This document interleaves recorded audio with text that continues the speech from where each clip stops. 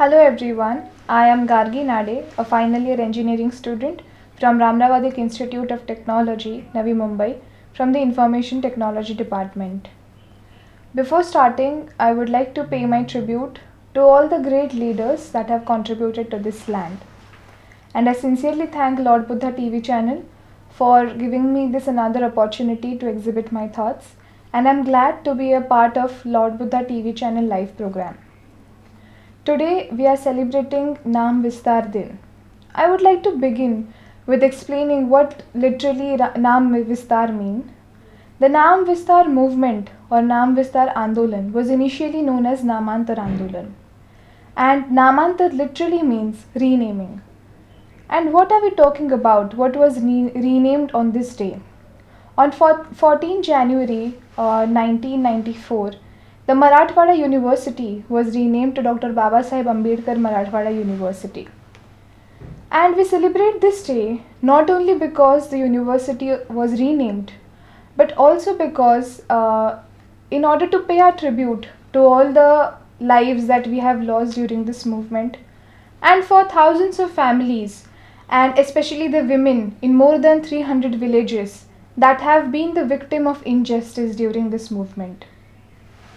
The first demand of renaming of the university was made in 1974, and in 1978 both the houses of the legislature had passed the resolution to rename the university. But after this announcement, the situation in Marathwada became worse. Marathwada was now divided into two groups, one that supported the renaming movement and another that did not support the renaming movement. Riots erupted the villages, houses of Dalits were burned, and one morcha was led by another, one day by the supporters, the other day by the non-supporters. And all these carried out during this movement. While this movement was going on 4th August 1978, Jogendra Kawade sir had organized a long march. Many people from different villages, from different groups, different communities were included in this long march. This march was from Diksha Bhumi Nagpur to the university in Aurangabad. And this march was recognized as the third longest march in the world. It was for renaming the university. Many protesters were arrested during this march. 12,000 protesters were arrested near Kranti Chowk in Aurangabad that were heading towards the university for the protest. Dalit Panthers were also arrested at Bhadkal Gate and the entrance of the university. And these protesters were not only arrested, but they were physically assaulted. They were lathi charged, tear gas fired, air fired, because the police wanted to disperse the crowd. My grandfather, Advocate Eknath Rao Awad, was a part of this movement, and he was a member of the Dalit Panthers. He mentions in his autobiography that this renaming movement was a very significant movement for the young Dalits because they got to know how important it was to rename the university. And he has mentioned a few incidents in his autobiography that I have mentioned here, that I will be mentioning. One incident happened in the village of Sugav in the Nade district, where Janardhan Mewade was cut in two pieces. The villagers had cut this man into pieces with the help of an axe, and they gave reason to the police that he was a thief and that was the reason we cut him into pieces. Now if he was a thief, according to the people over there, they could have handed him over to the police. But what they did was they cut him into pieces with the help of an axe. Who gave them the right to kill a person, or for them a thief, into pieces? Newspapers used lies to defame Janardhan Mewade, said that he was a thief, and supported the upper caste in these injustice activities. But this was not the worst. A worst incident that happened during this movement was with a young man. This young man was an active monk. He belonged to the Temburni village of the Nanded district. He lived a very happy life. He had 2 children. He had 4 acres of land, 2 buffaloes that were given to him by the bank. And in this village, the Temburni village, the Dalits were in a good shape. And in good shape means that they had cement houses. But when the announcement of renaming of the university was done, the upper caste got an opportunity to squeeze the Dalits that they were always looking for. So they got another opportunity to squeeze the Dalits. Around 7 a.m., around 1,000 to 1,500 people came to the village and attacked the Dalits. The houses of Dalits were burned. The cement houses that represented them to be the well-shaped mangs, those were destroyed. And around 100 to 150 people started chasing this young man. He ran and ran to the last, but he was caught at the edge of the village.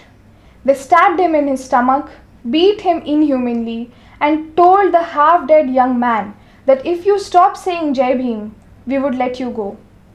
But this young man refrained and refused from doing so. Till his last breath, he was chanting Jai Bhim. The next thing they did was, they tied his hands and they tied his feet, grabbed some firewoods and killed him alive, burned him alive. But this young man, till his last breath, was chanting Jai Bhim and he did not stop. The young man that I'm talking about is Pochiram Kamble. And this was not enough for those bastards and the morons and those demons of casteism, that they came back to the village, performed puja and distributed the prasad to the villagers. They crossed every height of being shameless. But no newspaper had printed an account of murder of Pochiram Kamble. In fact, they used lies to defame him, said that he was a rapist, he was a criminal, he was a thug. If he was so, you could have handed him over to the police. What is the job of the police then? But who gave you the right to burn that man alive? Cement houses of Dalits were burned, but the newspaper said that 4 huts had been burned.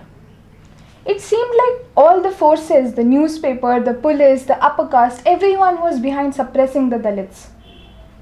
And after so many sacrifices and after witnessing so many inhumane activities done by the upper caste, after losing so many people during this movement, finally officially on 14 January 1994, the Marathwada University was renamed to Dr. Babasaheb Ambedkar Marathwada University.